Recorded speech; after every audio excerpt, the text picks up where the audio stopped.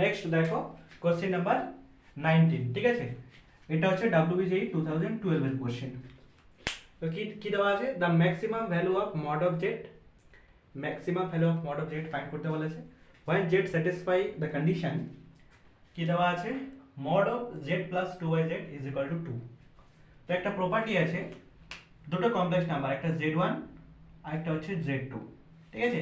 এদের সামেশন যে মড, এদের সামেশনের যে মডুলাস ভ্যালুটা, মড ভ্যালুটা সেটা কি হবে, less than or equal two হবে কার থেকে, mod of z1 plus mod of z2, এদের ইন্ডিভিজুয়াল মডের সামেশনের থেকে, ঠিক আছে? এটা একটা প্রপার্টি, ঠিক আছে? এই প্রপার্টিটা এই কোশ্চেনে ইউজ হবে। তো আমাকে ফাইন্ড কি করতে বলেছে, মড অফ জেড ম্যাক্সিমাম, ঠিক আছে? আমাকে ফাইন্ড করতে বলেছে মড অফ জেড ম্যাক্সিমাম, এটা আমাকে ফাইন্ড করতে বলেছে।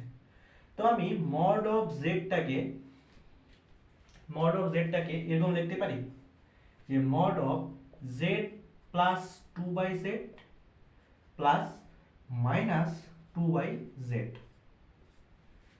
দেখো এখানে 2/z, এখানে মাইনাস 2/z, কারণ প্লাস মাইনাসে মাইনাস, তো দুটো কেটে যাবে, শুধু মড অফ জেড পড়ে থাকবে। Mod of Z equal to mod of Z লিখতে পারি।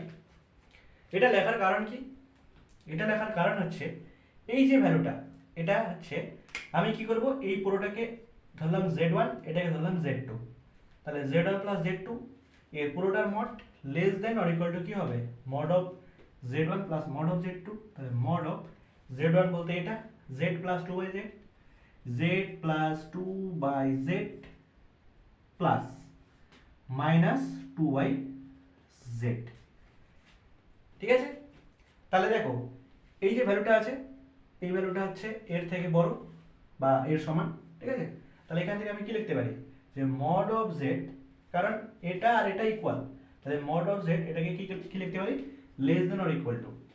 এবার দেখো এটা, তো এই মানটা আমার গিভেন দেওয়া আছে, ঠিক আছে? Mod of Z plus 2/z, এর মান কত দেওয়া আছে, 2 দেওয়া আছে, তাহলে এটা কি হবে 2 প্লাস। এবার দেখো মডের একটা প্রপার্টি আছে, যদি a ডিভাইডেড বাই b পুরোটার মড থাকে, এটাকে আমি কি লিখতে পারি, mod of a mod of b। তাহলে এটাকে আমি কি লিখবো, এটা চলে যাবে হচ্ছে মাইনাসটা যদি উপরে চলে যায়, -2 এর মড, তারপরে হচ্ছে মড অফ জেড। এবার -2 এর মড কি হবে, +2 হয়ে যাবে, তাহলে এটা কি হবে, শুধু 2 হয়ে যাবে, ঠিক আছে? কারণ মড থেকে পজিটিভ ভ্যালু বাড়বে, তো 2 বাড়বে শুধু উপরে, ডিভাইডেড বাই হচ্ছে তোমার মড অফ জেড। তো এটাকে সলভ করার জন্য আমি সিম্পল করার জন্য কি করব, লেট আমি হচ্ছে মড অফ জেডটাকে পি ধরে নিলাম, ঠিক আছে? তাহলে দেখো এখানে কি হবে, p less than or equal two 2 plus 2/p, ঠিক আছে? এবার কি করব, pটাকে জাস্ট এদিকে গুণ করব, তাহলে এটা কি হবে, p square less than or equal two 2p plus 2, ঠিক আছে? আশা করি বুঝতে পেরে গেছো। তাহলে p square minus 2p plus 2, sorry -2 less than or equal to কি হবে, 0। দেখো এটা মিডল টার্ম যাবে না, তো এখান থেকে p এর ভ্যালু আমাকে ফাইন্ড করতে হবে। p, দেখো আমি এই যে ভ্যালুটা আসতেছে, এই ভ্যালুটা হচ্ছে 0 ইকুয়াল হবে বা তার থেকে ছোট হবে, ঠিক আছে? তো আমি যদি ইকুয়াল টু সাইন নিই, তার মানে সেটা হবে ম্যাক্সিমাম। যদি আমি, দেখো এটা কি হচ্ছে, এখানে যে ভ্যালুটা আছে এটা কি বলেছে, less than or equal to 0, ঠিক আছে? Less than or equal to 0, তার মানে যে আমি যদি ইকুয়াল টু ভ্যালুটা নিই, তার মানে সেটা ম্যাক্সিমাম ভ্যালু হবে, ঠিক আছে? ধরে নাম x একটা ভ্যালু আছে, সেটা হচ্ছে less than or equal two 2, তার মানে x এর ম্যাক্সিমাম মান কত হবে, ম্যাক্সিমাম মান হচ্ছে 2 হবে। মিনিমাম মান কত, মিনিমাম মান তো তোমার 2 1 0 -1 আপ টু মাইনাস ইনফিনিটি। তাহলে ম্যাক্সিমাম মান কোনটা হচ্ছে, যদি আমি x 2 ধরি, তাহলে সেক্ষেত্রে আমার এক্ষেত্রে ম্যাক্সিমাম মান কখন হবে, যখন আমি 0 ইকুয়াল ধরবো। আমার অবশ্য ম্যাক্সিমামটাই চাইছে, তাহলে কি করব, আমি 0 ইকুয়াল ধরবো, ঠিক আছে? তাহলে এখান থেকে p এর মান ফাইন্ড করার জন্য আমি কি করব, যেহেতু মিডল টার্ম যাচ্ছে না, সিধা আচার্য ফর্মুলাটাকে ইউজ করব, ঠিক আছে? আর এটাকে আমি ইকুয়াল টু 0 করব, কারণ ম্যাক্সিমাম ফাইন্ড করতে বলেছে। তাহলে কি হবে, p square minus 2p minus 2 equal to 0, ঠিক আছে? আচ্ছা, এটা মুছে দিই, নাহলে তোমাদের কনফিউজ হয়ে যাবে। তো এখান থেকে p ভ্যালু ফাইন্ড করব। ফর্মুলাটা কি ছিল, সিধা আচার্য ফর্মুলা জানো, ax square plus bx plus c equal to 0। সেক্ষেত্রে x কি হবে, minus b plus minus root under b square minus 4ac divided by 2a, এটা হচ্ছে ফর্মুলা, ঠিক আছে? এটা জানো আশা করি।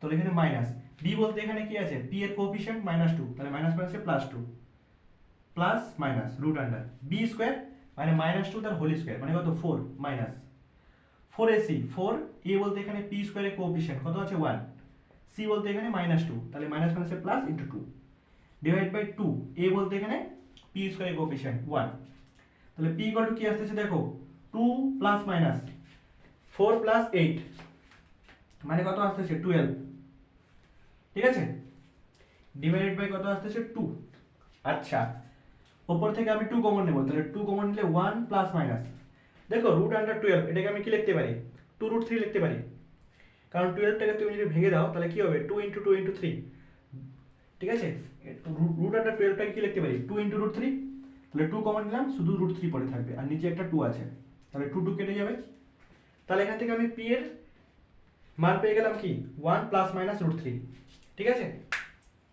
তাহলে এটা স্ক্রিনশট নিলাম তাহলে দেখো আমি p এর কি মান পেয়ে গেলাম 1 plus minus root 3 1 plus minus root 3 এবার p বলতে এখানে কি আছে মড অফ z তাহলে mod of z equal to মানে ম্যাক্সিমাম ভ্যালুটাই তার কারণ হচ্ছে আমি ইকুয়াল টু সাইন দিয়েছি এখানে ঠিক আছে ইকুয়াল টু 0 বলেছি সেজন্য ম্যাক্সিমাম 1 প্লাস মাইনাস রুট 3 তো দেখো এক্ষেত্রে প্লাস ভ্যালুটা নেব না মাইনাসটা নেব যদি আমি 1 মাইনাস রুট 3 করি তাহলে দেখো 1 এবার রুট 3 এর ভ্যালু কত রুট 3 ভ্যালু হচ্ছে 1 পয়েন্ট সামথিং কিছু একটা তাহলে এই পুরো ভ্যালুটা কি আসবে আমার নেগেটিভে আসবে কিন্তু মডের ভ্যালু কোনোদিন নেগেটিভ হতে পারে নেগেটিভ হতে পারে না তাহলে আমি কি করব শুধুমাত্র পজিটিভ ভ্যালুটাকেই নেব ঠিক আছে আমি নেগেটিভ ভ্যালুটাকে নেব না আমি শুধুমাত্র পজিটিভ ভ্যালুটাকে নেব তাহলে মড অফ z এর ম্যাক্সিমাম ভ্যালু কি হবে 1 প্লাস রুট 3 ঠিক আছে আশা করি বুঝতে পেরে গেছো কারণ যদি মাইনাস ভ্যালুটা নিই তাহলে 1 মাইনাস রুট 3 নেগেটিভ আসবে আর মড কখনো নেগেটিভ হতে পারে না সেই জন্য মড অফ z ম্যাক্সিমাম কি হবে 1 প্লাস রুট 3 নোট ডাউন করে না